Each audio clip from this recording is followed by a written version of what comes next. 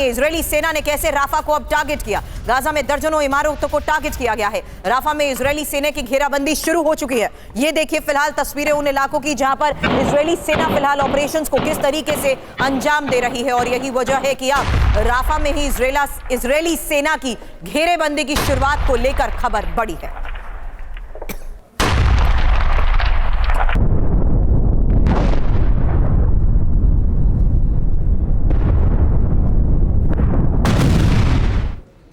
और खबर है कि आईडीएफ की साउथ कमांड भी अलर्ट पर है। गाजा से लगी सीमा पर अलर्ट को लेकर खबर आई है। साउथ कमांड में ज्यादा सैनिक भी भेजे जा रहे हैं। रिजर्व सैनिकों को भी साउथ कमांड भेजा जा रहा है। हालांकि साउथ कमांड को लेकर जिस तरीके से इस वक्त ये ऑपरेशन चलाया जा रहा है, गाजा से लगी सीमा पर अलर्ट के बारे में एक डिटेल इंफॉर्मेशन अब आपके सामने रखेंगे। फिलहाल आईडीएफ की साउथ कमांड किस तरीके से अलर्ट पर है, साउथ कमांड में ज्यादा सैनिक भेजे जा रहे हैं, रिजर्व सैनिकों को भी साउथ कमांड भेजा जा रहा है।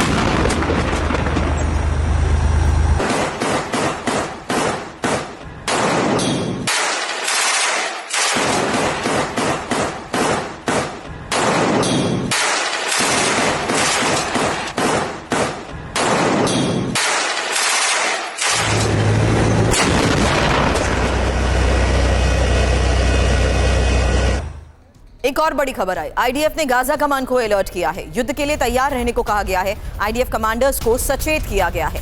तो फिलहाल जिस तरीके से ऑपरेशंस को अंजाम दिया जा रहा है, आईडीएफ की तैयारी जिस तरीके से है, युद्ध के लिए तैयार रहने को कहा गया है आईडीएफ कमांडर्स को।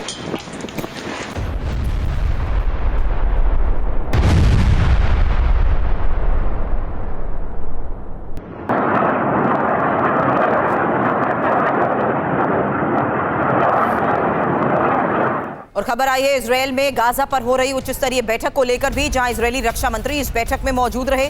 गाजा पर क्या बड़ा फैसला लिया जा सकता है, इसी के बारे में मेरे सहयोगी सुमित चौधरी से भी करूंगी सवाल, क्योंकि फिलहाल इस वक्त जिस तरीके से खबरें सामने आई हैं, इजरायल की तैयारी थी इस पूरे ऑपरेशन को लेकर, लेकिन उसी तैयारी को देखते हुए जो हमले शनिवार दोपहर तक के लिए होल्ड पर थे, उन्हें अब जिस तरीके से अंजाम दिया जा रहा है, किस स्ट्रैटेजी के तहत किन लोकेशंस पर इन हमलों को अंजाम दिया गया है, और फिलहाल गाजा को लेकर ही इजरायल में हुई इस उच्च स्तरीय बैठक में इजरायली रक्षा मंत्री की अध्यक्षता में हो रही इस बैठक में क्या बड़ा और फैसला लिया जा सकता है, इसी के बारे में करूं सवाल। उससे पहले एक और बड़ी खबर, क्योंकि दक्षिणी गाजा के कई इलाकों में छापेमारी को लेकर भी खबर आई है, और ये रामल्ला के उत्तर पश्चिम में इजरायली फौज जिस तरीके से सक्रिय हुई है उसको लेकर खबर है। अब बेन शहर में ही गिरफ्तारी और जांच अभियान को लेकर भी जानकारी अभी फिलहाल सामने आई है। तो गाजा में जारी इस ऑपरेशन के बारे में इस वक्त जो अलग अलग बड़े स्तर पर खबरें सामने आ रही हैं, उसमें अब बेन शहर में हुई गिरफ्तारी और जांच अभियान को लेकर खबर सामने आई, साथ ही साउथ कमांड को लेकर और गाजा के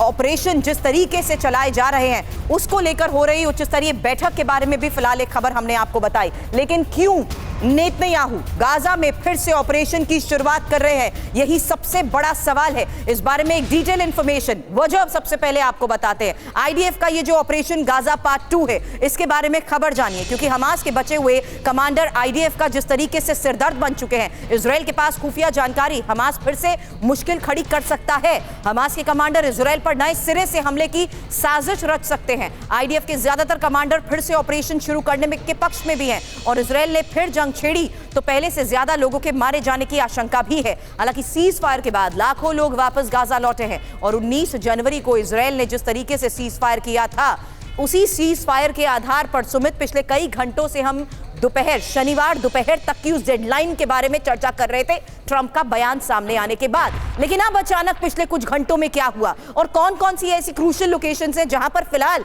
इस ऑपरेशन को अंजाम दिया जा रहा है? देखिए बिल्कुल, अगर आप देखें पिछले कुछ घंटों में खासतौर पे इजरायली फोर्सेस का, ना सिर्फ आप देखें कि सदर्न इजराइल के अंदर खासतौर पे राफा बॉर्डर हो, फिलाडेल्फिया आप कह सकते हैं कि कॉरिडोर हो, उसके आसपास लगातार उनकी तैनाती ज़्यादा बढ़ गई। सदर्न कमांड के अंदर ज़्यादा डिप्लॉयमेंट कर दी गई है। खासतौर पर जो उनका गाजा ब्रिगेड है वहां पर कह दिया गया है कि हाई अलर्ट पर तैयार रहिए, लगातार मोबिलाइजेशन की जा रही है। इसके अलावा तोलक्रम इलाका जो है, जो वेस्ट बैंक के अंदर जहां पर आप कह सकते हैं बहुत ज्यादा कैंप्स हैं, वहां पर लगातार इनके ऑपरेशन शुरू हो गए। तो निश्चित तौर पर यह दर्शाता है कि इजराइल अब लगातार अपने सभी मोर्चों को दोबारा से मजबूत करने लग गया। और इसी बीच लगातार उनकी जो रक्षा मंत्रालय की, रक्षा मंत्री की एक बड़ी बैठक सिक्योरिटी फोर्सेस के साथ होनी है, खासतौर पर जिसमें कई बड़े उनके ऑफिशियल्स रहेंगे, जिसमें लगातार इन सभी स्ट्रैटेजीज को डिस्कस किया जाएगा। तो यह दर्शाता है कि इजराइल शायद ये मान चुका है है कि शनिवार तक उसको बड़े ऑपरेशन चलाने ही पड़ेंगे, क्योंकि जो गाजा से लगातार हमास का जो बयान आए थे उससे भी साफ है कि हमास भी झुकने वाला नहीं। तो निश्चित तौर पर हमास झुकने वाला नहीं है। क्या हमास की उसी प्रिपरेशन को लेकर इनपुट था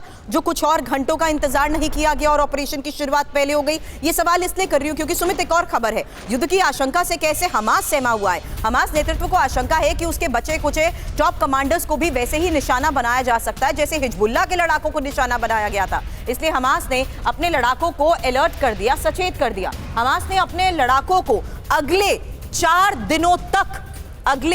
दिन तक इलेक्ट्रॉनिक डिवाइस का इस्तेमाल ना करने का आदेश दिया है। आपको याद होगा कि किस तरीके से इन्हीं इलेक्ट्रॉनिक डिवाइसेस के बलबूते कैसे टॉप लीडरशिप को टारगेट किया गया था।